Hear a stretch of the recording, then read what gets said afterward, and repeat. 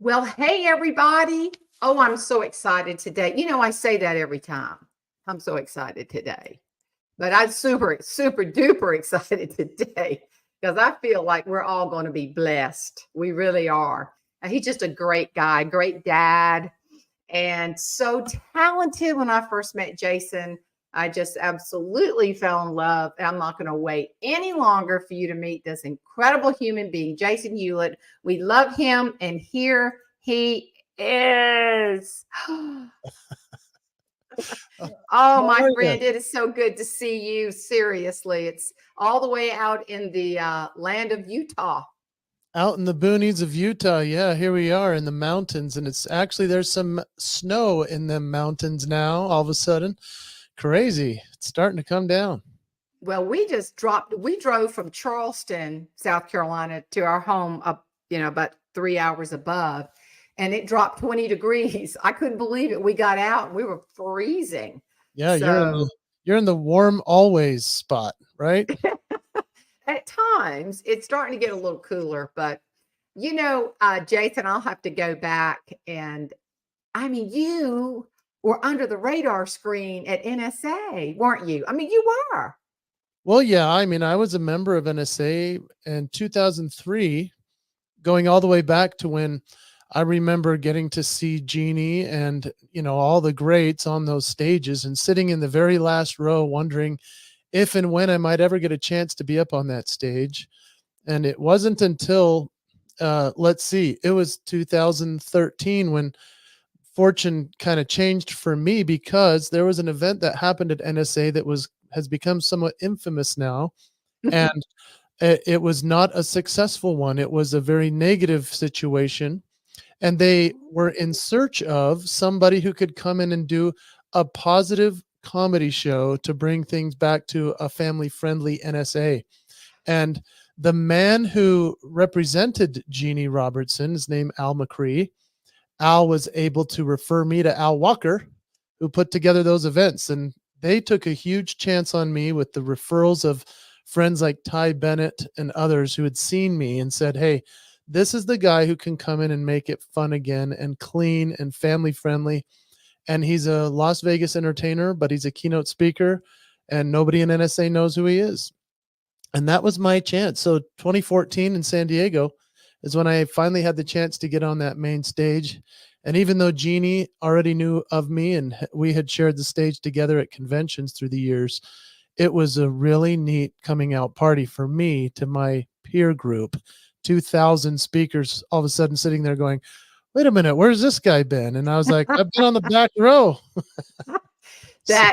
You were just so sweet and precious and just waited for that time. And I remember all of us were just in awe. I remember I was sitting on the front row and I watched Jeannie, and I thought somebody was going to have to give her some oxygen. She was laughing so hard. And Nito Kubain too. Nito was absolutely enthralled with all that you do. And so can you tell folks a little bit about how all of that incredible talent that you have congealed? I mean, the genesis of all of that, because after we saw it, we couldn't get enough of Jason.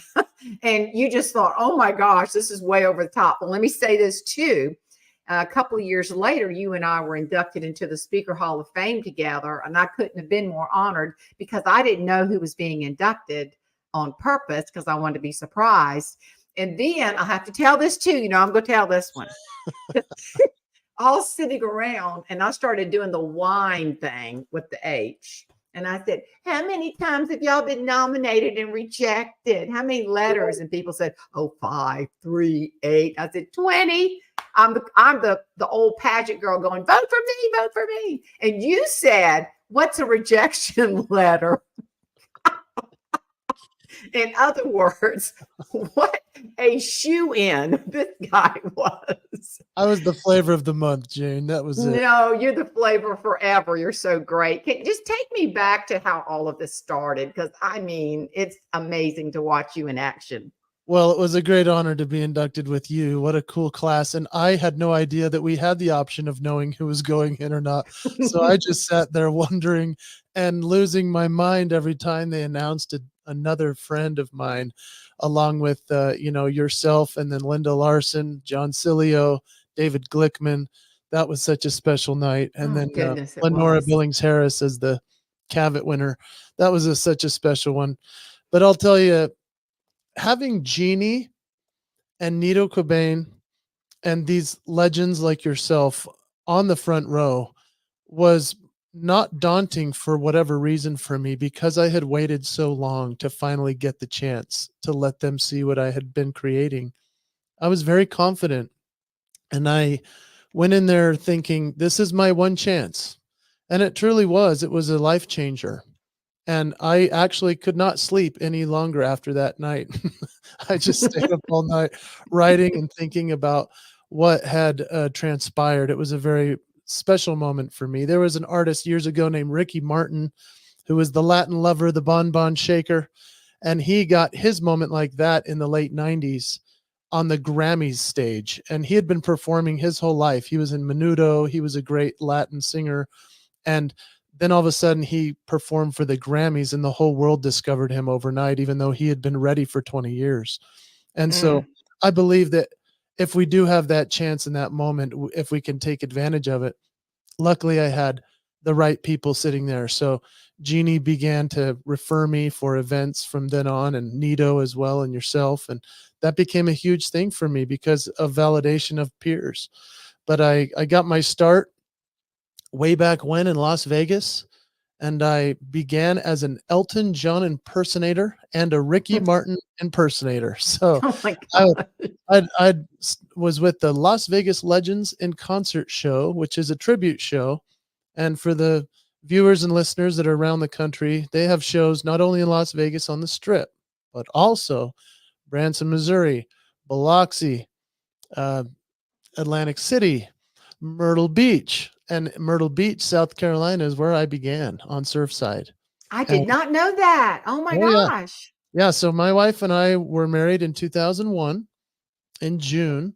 And literally right after our honeymoon to Mazatlan, we landed in Myrtle Beach, and I began my career as a Ricky Martin impersonator in Myrtle Beach. And Goodness. I was a part of that show for a couple of months right before 9/11 hit. And that was a really special time to be a part of a show like that. And then became a part of the Legends as Elton John as well. So I'd come on stage as Ricky Martin. I'd do upside, inside out, living la vida loca. She will where you are, living la vida loca. That was 20 years ago when I looked like. And then I'd come back on stage a couple of characters later after the Blues Brothers or the Elvis impersonators. And then I would be Elton John, and I'd sit at the piano and sing, "Can you feel the love tonight?" And then I'd sing, "La la la la la la la la la la la la la la la la," and everybody, with their blue hair would have their candles up. It was a good time.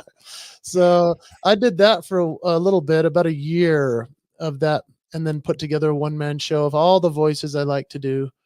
And that would include people like the Bee Gees, Guns N' Roses, Led Zeppelin, Louis Armstrong, Alvin and the Chipmunks. Obviously, you can see there's a wide variety.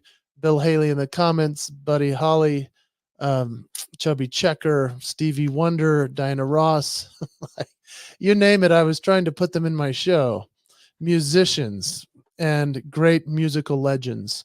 And all I did was really, I would try to nail their signature move, that which made them unique. And it was a really fun thing to try to make it funny on top of that, because that's my signature, just like you.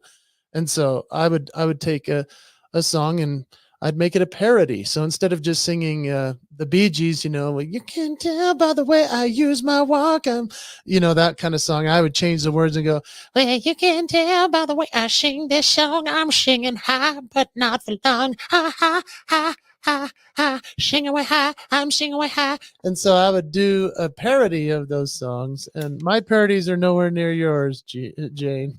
But Well, it was I fun. it was absolutely incredible. as I would watch you and you would shift characters, I kept thinking, how does he know which one to adopt? So, like, talk about Diana Ross. What bolt of lightning came down and said, you can do Diana Ross? I mean, it was brilliant. It's totally brilliant. And anybody that wants to see some incredible talent, you all go to Jason's YouTube channel. And we're going to talk about that. But the one-man show, I guess you would call it, the comedy show that you're doing too, which is incredible. But so what is it about these artists that you go, I can do that? Yeah, that's a great question. I mean, there were artists when I would hear them and I'd say, "Oh, I can do that voice pretty much right away." And other artists where I would think I could work on that forever and not get it. Such Hmm. as Elvis eludes me.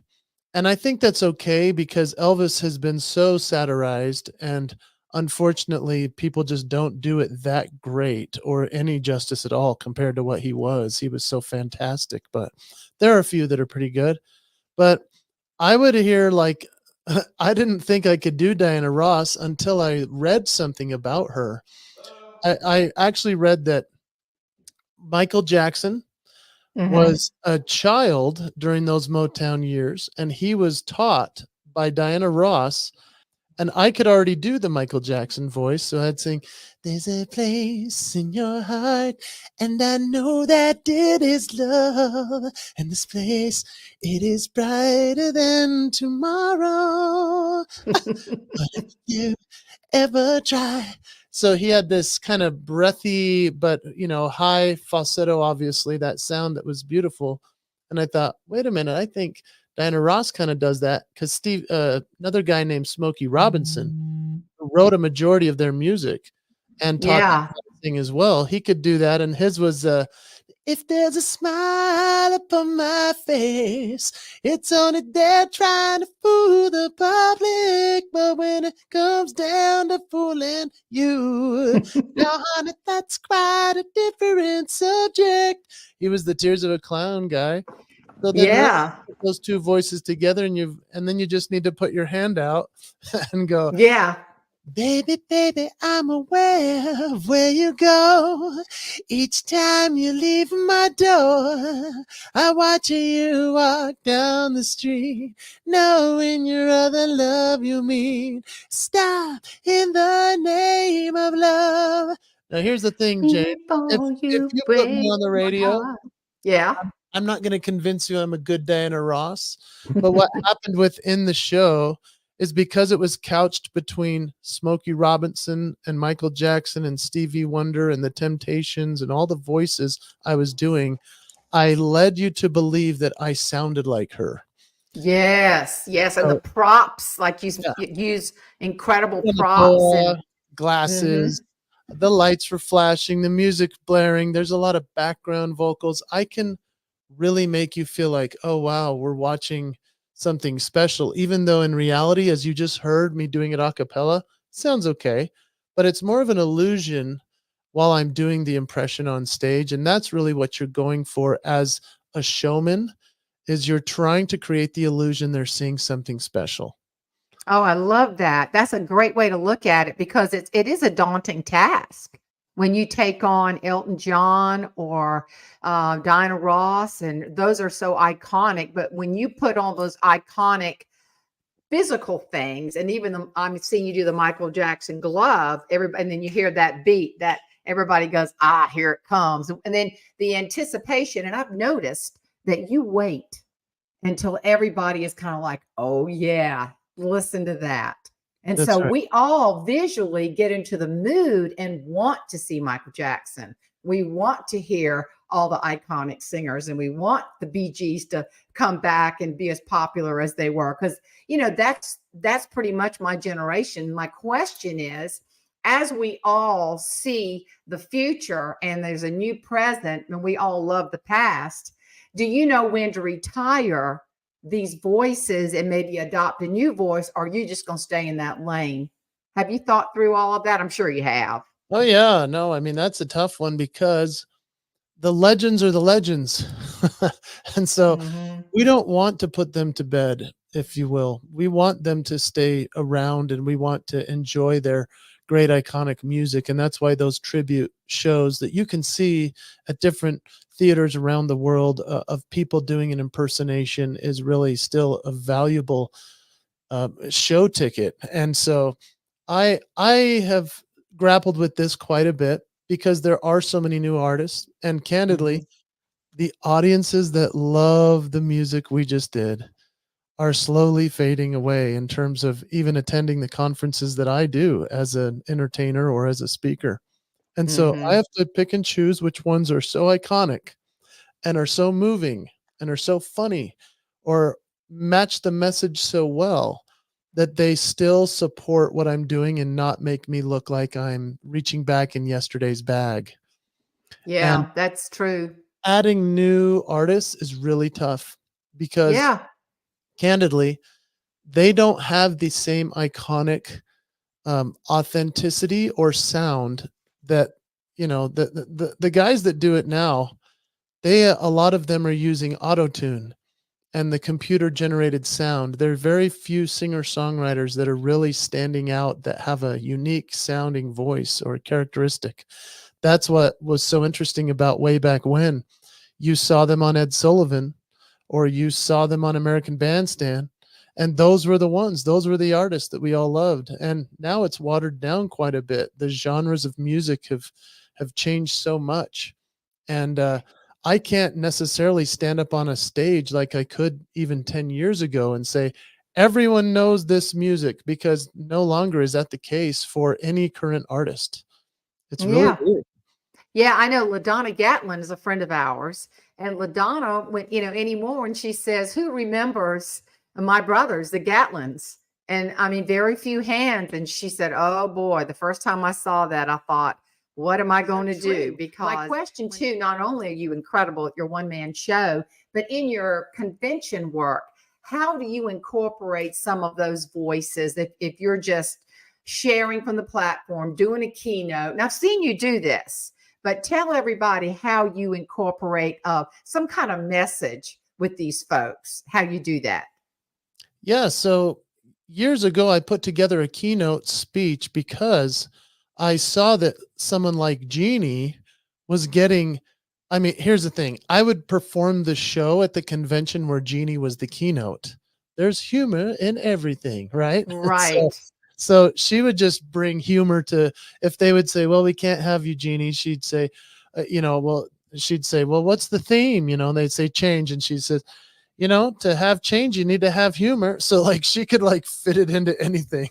In leadership, there's humor. In safety, there's got to be humor. I mean, it was amazing what she created for herself. And I remember watching her and thinking, how did she get the keynote slot at 9 a.m.? And Yeah. here I am at 9 p.m.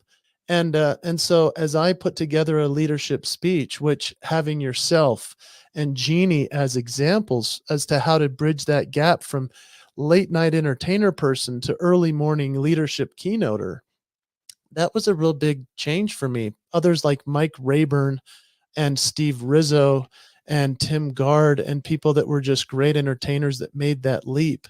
They paved the way for people like you and I. And so Right. how do I add it in? Well, I mean, I speak now about the promise and that all of us have a promise to keep and share in our life. And part of that promise is our signature moves.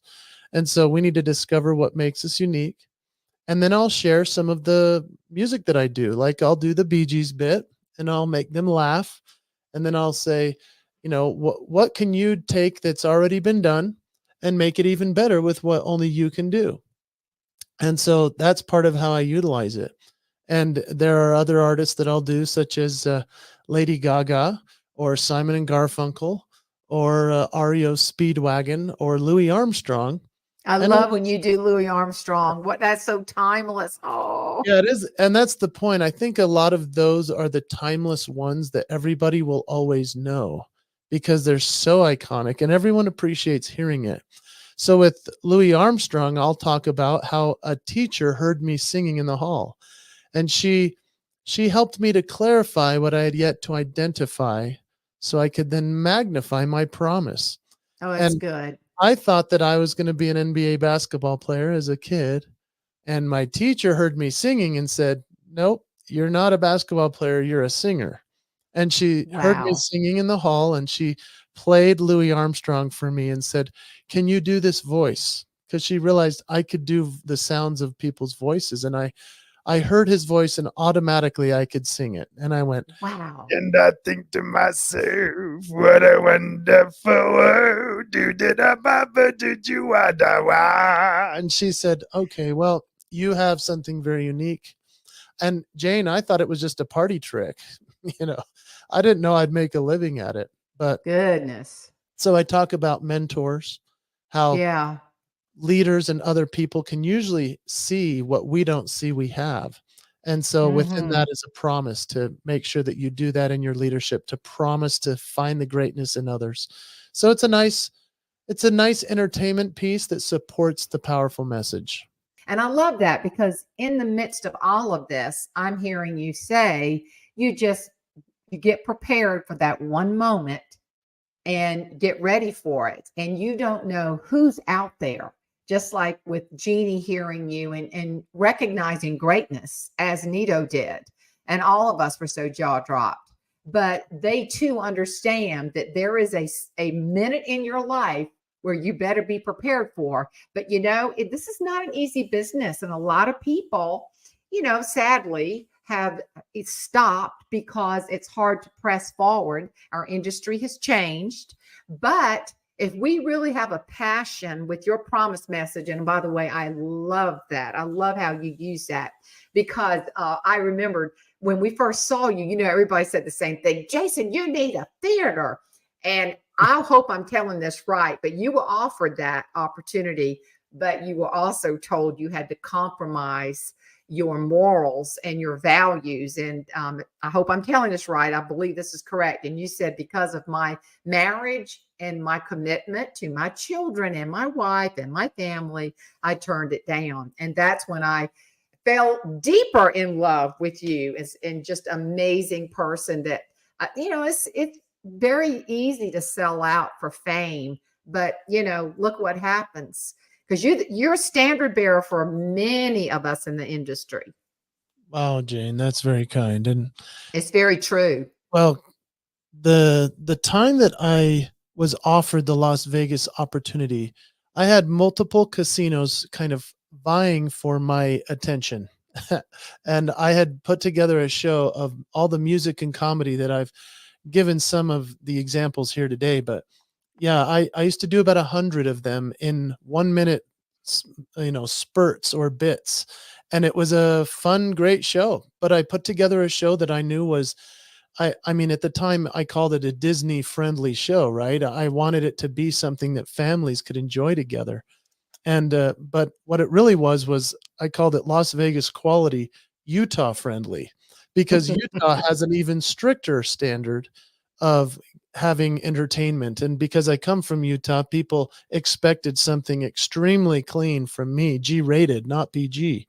And so I put that together. And I thought that's what Las Vegas wanted, was to have it the way that it was. They wanted to mold me, change things, manage it, shift it quite a bit, rewrite everything that I had worked on. And thankfully, I had enough clients in the future after I turned away Las Vegas that have hired me to be a corporate keynote speaker or a corporate entertainer through all these years since. So 2004 was really that big moment for me at the age of 25 to have my wife and I sitting across the table from a hotel billionaire saying they need to change what I was doing, and I would just need to sign the on the line, and I'd have a different life than I've now currently had. But I would have my name in lights. I'd be in the taxi, I'd have the taxi thing on top, and I'd have the billboards, and I'd have my own hotel, a casino showroom. And it's okay to turn the things away that we know aren't going to align with what our legacy needs to be. And I mean, I still wonder what it would have been, but I also am grateful I didn't do it, because I have friends that have, and they no longer have their family. They no longer have their same faith. Those types of things matter a lot to me. And I don't know if I could have withstood that challenge. So Hmm. yeah, it I'm matters. with you. I'm with you because I remember when I started this business and I was mother of two small children, and you all have four children, correct? Yeah. Yep. Well, I mean, it makes the song "The Hand That Rocks the Cradle Rules the World," and I got caught up, and then I stopped and said, "Wait a minute," and I literally prayed and said, "Don't let that phone ring if it's going to make me less of a mom." Mhm. And I need to be a good influence, because you don't get a second chance when your children are older to be the parent that they needed at the time. And that's just classic age old story. And I'm thankful that I recognize that. And LaDonna Gatlin did too. I mean, she could have been on the road with the Gatlins. That was the original plan. I don't know if you know that, but she decided she was going to stay home and raise her family. And she sat there with her babies watching her brothers win Grammys. And, that was perfect for them and their career, but she felt led to go another direction. And I tell you, we all need to hear those stories. And, when I go back to any conference and national speakers, I'll pull people aside and I'll say, be careful. This business can chew you up and spit you out, because you're not going to be sustainable. I don't care how hard you try, you will have that moment. I had already Don't. sniffed fame over the first few years of my career, and I realized this is something that would be extremely easy to slip right into. And I'm glad that I went kind of more of a, I don't know, I'm famous enough so that I can get work and that I can have some influence, and that's a neat thing. I'm not so famous that I have a problem going to the grocery store. That's a nice thing.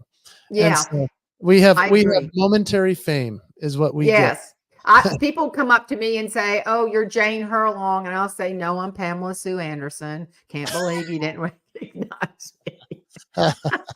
Or, "Weren't you Miss America?" Yes. And then I'll walk away and ask forgiveness. One of But my favorite parts about the fame that we get is that we are almost anonymous when we get to the gig, when we go to the hotel.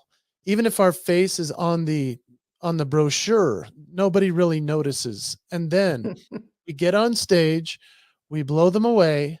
They come up and ask for whether it's the autograph to the book or a picture with us and those types of things. And then we get back on the elevator and we're anonymous again and we fly home. Absolutely. It's a We get lovely wonderful. kudos, standing ovations many times, and we go to the airport and nobody cares, and we become ground zero again. I remember talking to a client one time, and it was a big client. It was my first really big client. And I was in the bathroom with my son potty training. I thought, if this man only knew what I was doing right now, potty training my youngin. But I mean, it makes us real. It makes us human. We have those high moments and then we come back, which is good. Always be able to come back. I had a friend tell me, it's great passing people going up, but you got to pass the same people coming back down. And I think my big thing is just being in control of me, because I know so many people that are not in control of their lives anymore. And That's why it's so interesting to see somebody even like Jeannie, who during her time, right? I mean, for like 40 or 50 years, she was in the place that you and I are still, which is she would show up, be famous for a minute, and then leave. And because she was tall and beautiful, she still had people coming up to her asking, "Oh, is she famous or something?" But it wasn't until her very later years, after she had worked so hard, perfected the craft, that then she became a household name. yes, What an interesting transition for her to go well, from, kind of sneaking around at conventions and doing what she wanted to, do you remember when she would come to NSA conventions? She had to have bodyguards yeah. with her. It was crazy because she couldn't walk from Oh, one yeah. room to another. There were too Oh, many that's people that true. wanted to talk to her. But that's one thing. Jeannie always was relevant to her talent, Yeah. and she was constantly creating material. I mean, and we've said this so many times on the show, but when they found her on the day she graduated, I'm going to say she Mhm. was surrounded by stories. That's what made her life so rich, and the way she could tell a story. And I'll tell you something about Jeannie. She knew every single word. She was intentional, but she knew that story so well, you would think she was telling it for the first time. Now, that is talent. When Oh you yeah. don't even, you can go on autopilot. And the singers do that. Singers know the words, but then they perform. And Yeah. that's where the magic comes in. And Jeannie was magical in that way. And I tell you, it shows you how people really want to be entertained and have moments of humor. And even now on the show, I'll have people comment left and right. Thank you for making the Saturday, that 1 hour of my Saturday, so special. And people crave that. I mean, we live in a world that's really upside down right now and has been. But if we can bring that little mental vacation to people, it's such a gift. And of course, your gifts are incredible in the way that you use them in your speaking and in so many venues. So, Jason, tell us about the one man show and where it's going to be, because I love this that you're doing this. Oh yeah. Well, I didn't know I was going to talk about this. That's cool. I actually was asked to bring it back because candidly, I barely ever get to do it anymore. I'm so busy as a keynote speaker, still inserting the music impressions here and there. But now I had an old friend reach out and say, "Hey, we'd like for you to come to our theater, which is in Utah, and we'd like for you to do a 2-week run of a show where you're going to do your tribute artists, and we would love for you to just do that." And I said, "Well, I don't do that really anymore." They said, "What if you had a 5 or 6 man band? And what if you had production and lights and a built-in audience that was ready to come see you?" And they said, we're pretty much guarantee that you'll sell out all the shows. I mean, it was pretty Wow. much crazy because they said, "We have an audience that wants this." And so, Jane, we launched this just a couple weeks back, and it will be in the end of July through the beginning of August of 2024. And yeah, the show is almost sold out with the first 10 shows. And we're just Wow. working with the band right now. But it's called A Musical Tribute to Elton John and Billy Joel and Friends with Jason Hewlett. And so Oh, man. I'll be doing a full set of Elton John music, a full set of Billy Joel music, and then mixing in some of my favorite pieces, such as the Louis Armstrong and the Bee Gees and Alvin and the Chipmunks. Christmas, Christmas time is near, time for toys and time for tea. And so it'll be a fun thing to be able to tell some stories, to do those musical tributes with a live band. And yeah, I'm really excited about that. And it's Let me tell you, that is hotter than a firecracker. And I just, in my heart of hearts, I know, I believe you could take this across the country. I really do.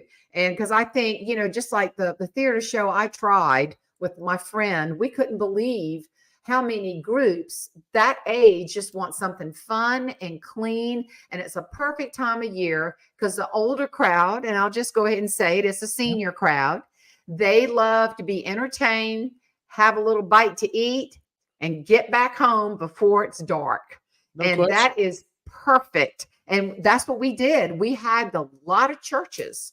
And I love that crowd, and they loved just the laughter, the music. And that's what I feel so blessed as you are to be able to be entertaining.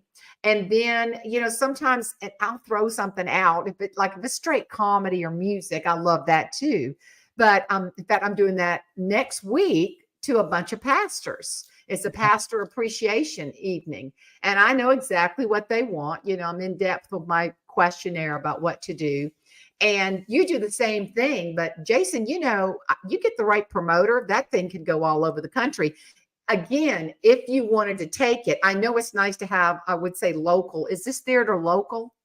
Yeah, you know what? I've actually been on the board of this theater for 15 years. Wow. And it's probably one of the most celebrated theaters in the round in the entire world. So it's like an old-time Shakespearean theater with everybody sits in seats in the round in the 1,000-seat theater, and then they have huge productions like Beauty and the Beast or Les Miserables and these types of beautiful shows, and they win awards every year all over the world.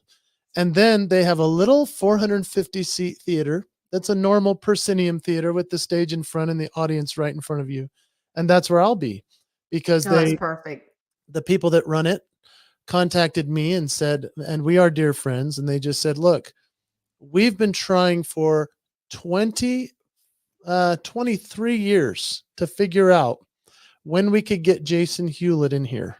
Wow. They actually had been percolating on the thought, because I had done a show when I first began my career in 2000. I had done one at their small black box theater, at their old theater, where they sat about 50 people.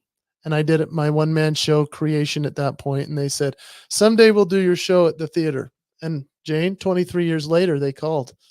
Isn't that That's crazy? incredible. I love that. So You know what? It's just a whole different genre. I know it's a little nerve wracking because Kelly Swanson does this, and you have to sell tickets. That's the Yeah. thing, but you've got this built-in crowd that knows you, loves you. I tell you, this could be across the country if you wanted it to. But people would flock to that. I would, if anybody's in Jason's area, where is exactly the theater located? It's actually called the Hale Center Theater, Hale, Hale Center Theater, and it's in Sandy, Utah, which is about 10 miles south of Salt Lake City. And so the tickets, surprisingly, are like $58 or $59, and it's almost sold out. I'm really stunned at the response. And so we'll see how it ends up, Jane. They may even ask me to do double shows per day. It's selling so fast.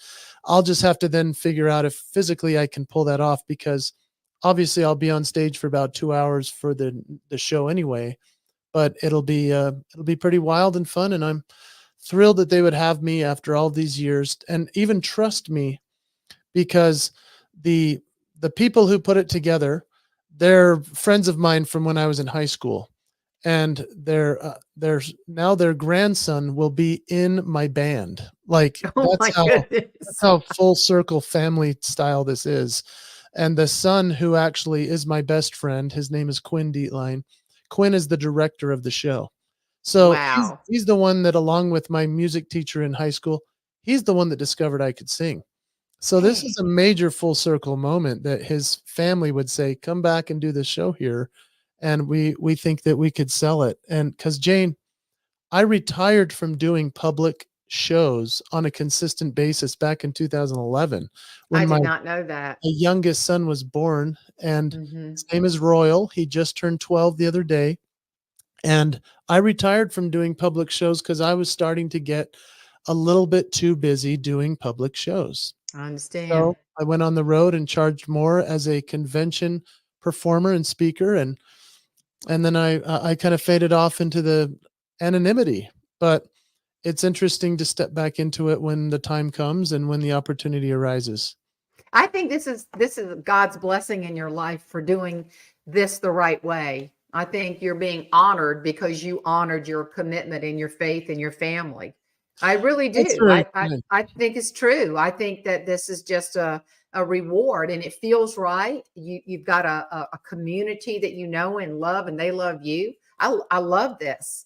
And the fact that your priorities are lined up. I feel like what we do, and speaking of what we do, I'm going to say what you do. I don't know of anybody on the platform that does what you do. I don't.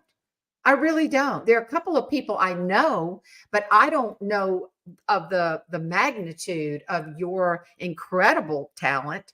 And then to bring a message within that, I don't know anybody. I really don't.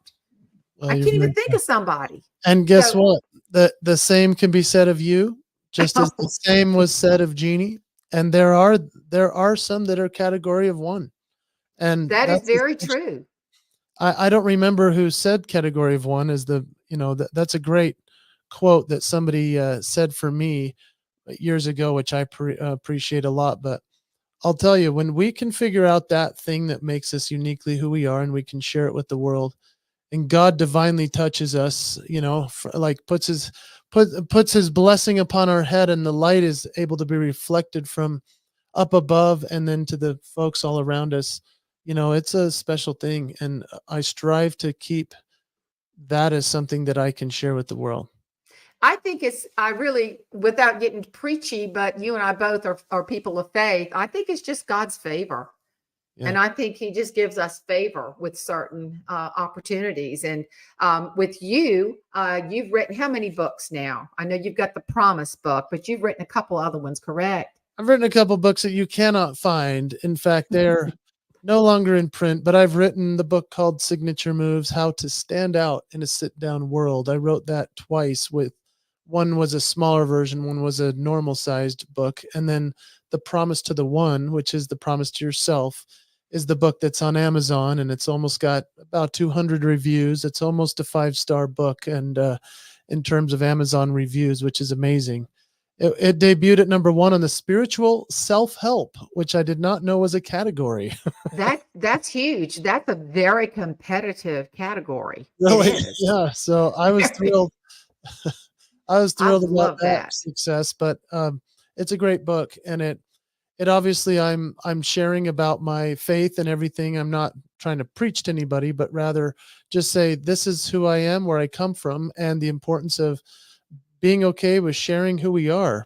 And it's a very funny read. I would say that if your listeners enjoy this, show today, they'd probably prefer the Audible, because Audible is the recording of it and me performing it, and I'm doing some of those funny voices and accents and other things that are pretty wild for a Audible book.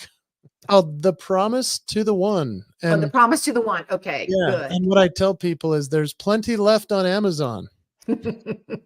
Well, what's next though? And by the way, tell folks how to get in touch with you. Yeah, the best way is just through my website, jasonhewlett.com, and Hewlett spelled like Hewlett Packard. And so I would love that if somebody's savvy enough on LinkedIn or Instagram or any of those other social platforms. I'm there as well. I do That's have good. YouTube channels, a couple of YouTube channels now. One is more based on entertainment, and then one is based on education in terms of answering specific questions, such as how to communicate better as a speaker, or how to change the tone of your voice, or the very interesting, intricate ones, such as how to write an effective funeral talk, and very specific questions about things like why is it lonely at the top? So things that are Oh, intriguing, that are helpful for leaders, that are helpful to improve ourselves. And I make 20 of those a month. And so oh, we I roll love them out each that. day. Yeah. And that's on your YouTube channel, is that right? That's on a new YouTube channel we've just created. Yeah, And I uh love that. and so yeah, if you were to type in Jason Hewlett, how to be an effective speaker, then you'll be able to find that channel. Oh, that's awesome. So tell me, when you look forward, what is it that you're thinking about? You got to have some ideas just swimming in your head. What is it? Oh goodness, I have a lot going on, and you know what, Jane? The last month has not been a busy booking month in terms of doing gigs, which for you and I can be a nerve-wracking thing. But Yes. what it's become for me is this real wonderful freedom to create new ideas and new things. And actually, I don't have that many events planned for the next few months, which is a great blessing. So here's what I'm working on. That YouTube channel that I just told you about, we're recording 20 videos per month, and I have to do that recording in one day. And each video has to be 10 minutes long, and there is no teleprompter. So I want you Wow. to imagine doing 200 minutes of new content in one day, every month. It's a very tall order. So I've been working on that, and I'm trying to build that YouTube channel. The other thing is I'm working on putting together a coaching program, mentoring and masterminds, as well as I'm putting together retreats. The first one will be about how to become a great MC, master of ceremonies. And Yes. so I have so many people reaching out to me as to how to be a better speaker or entertainer or even a leader, that we decided let's put together the first one called How to Become a Great MC. And we're going to just spin off from there. So I'm putting together a lot of coaching. And here's what I want to do, Jane. Airplanes, travel. I'm not saying I've had enough of it. I'm saying I would like to just pick and choose a bit more. And from Hmm. here on out, I'd like people to come to me, whether it's online or in person. So that's what I'm working on. And it's I love that. I love that. That is a dream where you can be selective because I mean, as you know, starting out, you'll go, I can do that, I can do this, I can do that, And then once you get really tired of it and you burn, that part of you burns down, you got to find a new project. So, I talk about too many times adversity can be a gift. And and you were so sweet to review my sweet tea book, but I don't know if I've told you any of this. And if I have, I'm so excited about this because it's a whole new avenue. But see, you don't know until you start I call it throwing a cooked noodle to see if it sticks. So it's got to be cooked. You can't throw a raw noodle. But I got a really bad review on my sweet tea book and it really bothered me. Yeah. And I realized that some people just don't understand my world where I came from in the low country of South Carolina, as my daddy is a farmer. And so I ended up going to the National Religious Broadcasters Conference and actually got an option on a novel that I'm writing. It's very much out of my genre, but I signed a contract last week and it's going to be shot for 2 years with different folks to see. And we feel like it's about forgiveness. So it has that evergreen message of having forgiveness. And I told him, I said, I really don't want this to be a Christian film. I want it to be faith-based because I think people would. Yeah. So that's kind of where, And so that's a new noodle for me, so to speak. But you know what? Had I not written that book, had I not gotten a bad review, I wouldn't be shopping to look for independent filmmakers and one that I found that I love and who would be taking it to the next level. So when we have adversity in our lives and stuff challenges us, like you did with the theater world, that kind of stuff, if you're savvy and you don't let it pull you down into the depths of depression or whatever, find a new way to spring forward and say, wait a minute, just like with you're doing these shows as you have always wanted to do, that's not so far for you to travel. And how wonderful. In 2 months, you can bring it for 2 months and who knows where that's going to lead to. But my message is don't ever give up, because when you do and you think, well, I can't do that. Well, if you don't think you can, you won't. That's a Zig Ziglar line. Whether you think you can or you can't, you're going to be right either way. So right. I love the fact that you're pushing forward and see everything now, all the talent up here, it has always been connected to your heart. But to make that connection into a giving back, and I say the highest calling in life is service, because really and truly, you and I, Jason, we have a ministry. We have a ministry. I call it that because it is for others. We get fulfillment from watching others be fulfilled from what we can do. That's how I look at our business. Oh, wow. That's beautiful. Jane, I love how you talk about that. And service is where it's at, no question. I want you to also think about, and your listeners to think about how you said, I got one bad review. It made me so mad. Now, here's what I want you to think about. I did not mention when I talked about my book how many bad reviews are on there as well. But there are plenty of 2 stars that are very frustrating. In fact, I had all 5-star reviews until I got the first one that was 4-star. And it was, guess who? My neighbor who lives next door. I'm not joking. My neighbor wrote, pretty good try. And I thought, are you kidding me? What a jerk. But I thought, I guess they're being honest. So I want you to know, if you want to get a laugh, go Google Jason Hewlett Dry Bar Comedy. So there's a company called Dry Bar Comedy that does only clean comedians, and they're friends of mine that started it here in Utah, and they wanted to have comedians that they could watch with their kids and family, but that's not just kid stuff, it's family stuff.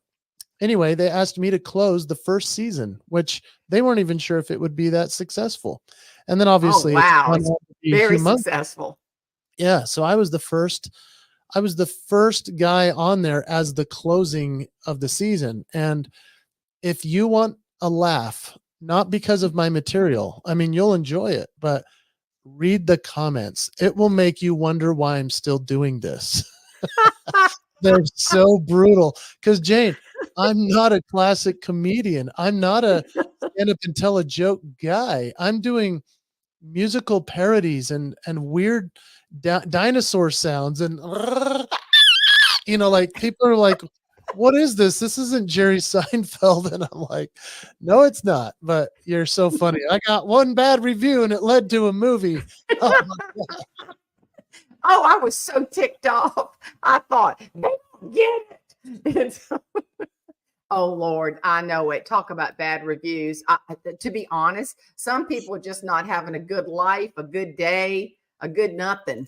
And they love to bam, bam, bam, bam. I'm thinking, you get out here and do this. It ain't easy, sugar. yeah, the man in the arena, it's just what it's about. So I know. I mean, I don't know if you use Talkadot, but I used it last week. I was speaking in Florida and I just poured my heart into this. And I thought, I have this closing song that I love to do. It's from The Greatest Showman. And I did like a medley. And everybody was so nice. And one woman said, what was that all about? It didn't even make any sense. What? Greatest Showman? Was she going to get up there in a ring or something? I was like, what? And then this other woman, do you ever use Talkadot? Jane, you ever used it? I have 4 tabs open right now. One of them is for you. One is my calendar. One is mail. And one is sign up for Talkadot. I'm not joking. Well, do it. I'll tell you, this woman came up to me after I spoke last week and she said, I just want to tell you how sorry I am. I didn't have my glasses and I marked down that I didn't ever want to hear you again. I'm so sorry. Well, I mean, you can't get rid of that. It's just permanent, this black thing. I loved everything. There's black dot. Like, no. Yeah. Yeah. It's like when they come up to you and they go, did you know one of your eyes is bigger than the other? You're like, I don't know what I can tell you or do about that. But thanks for pointing it out. Appreciate that.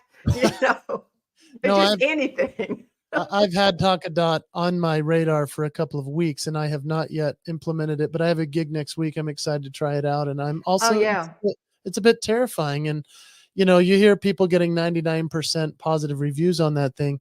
What's funny is that a teacher would stand up with a whiteboard and they'd take a black marker and put a dot right in the middle. And they'd say to the class, hey, what do you see? And everyone would say the black dot. That dot.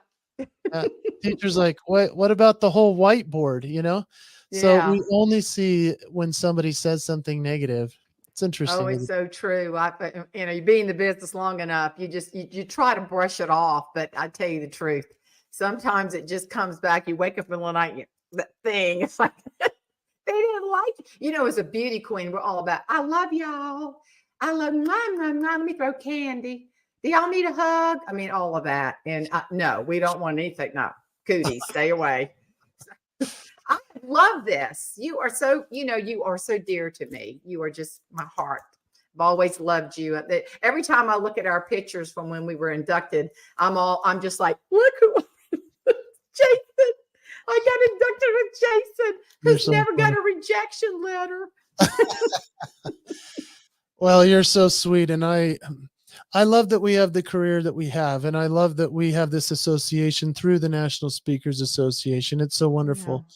I'm glad that we both revere sweet Jeannie and her greatness and how cool it is for you to continue this on, because when she had me on, I remember we just sat and laughed the whole dang time because I think she was trapped at home and so was I, and we were just having a good time with Patrick Henry running things, and what a cool time. And Jeannie, the first time I saw her speak was for a convention called Smiles for Life. It's the dentists that volunteer their time to go overseas and fix children with the cleft palates and other challenges in their mouths. And Jeannie was the opening keynoter. And I remember asking the client, I said, how many times have you seen her before? And he said, oh, we've had her at least 10 times.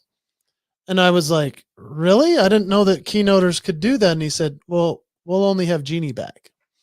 And that was incredible to me because that was 2005. I was the show that night. Jeannie didn't obviously stay because she had to go rush off for another event. And the next night after that, the showman was Garth Brooks. And that was a neat convention for she and I to be a part of because she was like, well, I did open for Garth Brooks, So, so we both always laughed about that. I was like, I think I opened for him. She's like, no, I opened for Garth. So we got to Oh man. share the stage with Garth Brooks, and that was right after he had retired. But then he still did some charity work and things for a while. Um, Jeannie and I had such a special relationship, and whenever I had something really significant happen in my life, I would call her. I mean, it's pretty significant to have a legend be your mentor and be willing to Yes. take your call. And she would I remember when a thing I wrote about my wife that went viral around the world. I I remember that. And it was kind of a comedy meets sentimental, emotional, lovey piece that was called I think I cheated on my wife today. Let me explain. And it was about seeing my wife at Target, but not realizing it was her and falling in love again. And it went around the world. And this was in 2015. And That's beautiful. I called Jeannie because she had gone viral multiple times. And she just gave me some very sage advice as to who to talk to, who not to return the call for, how to navigate that and how to take advantage of it. And she just became somebody that was such a steady rock for me. And Yeah. when I heard that, obviously, I got to hug her in the CPAE banquet room right before she went on stage at NSA in Vegas and sat in that chair. And she absolutely slayed the room as only she could. And that was her final performance. And what a tribute to her husband who had just passed. And then she did that, and it just reestablished that there is nobody ever touching the goat of all things stage as Jeannie was and is. So And true. I remember the story of them finding her and her being surrounded by notes and new material. I share that all the time with the speakers that I teach and train and the performers and others. And I say, are you continuing to improve? Because here was a woman at the top of her game, the best we've ever seen. And she was still learning. She was still working and she loved it. And she was an inspiration to me, and she is every day. Oh, same here. Thank you for sharing that. I mean, we all just still can't wrap our head around that incredible human being that we learned so much from, that we love, that taught us so much is just gone. But thank goodness we can go back and go to YouTube and go to several. And thank goodness for this and for your willingness to come on, Jason, and share memories of Jeannie and your career path and what's next. And I'm so excited for you. You can't keep a good talent down. And that is the truth. You just can't keep a good talent down. Well, Jane, I think that every time we take the stage, Jeannie lives on. I truly Absolutely. believe it. And I think that she's proud of us. She's mentored us, and she's looking down on us going, oh, don't say it that way now. you could That's do not funny. You I could do could do better that than better. that. Uh, Oh, thank you, sweetheart. I love you. Give my love to Tammy and your precious family. And I'm so thankful that things are going well. And we just continue to create and throw some noodles and see what sticks and keep trying to make folks laugh. Really, that's what it's about, and learn at the same time. love you back. Thank you for all you do. You're a blessing to me. Same here, sugar. Thank you.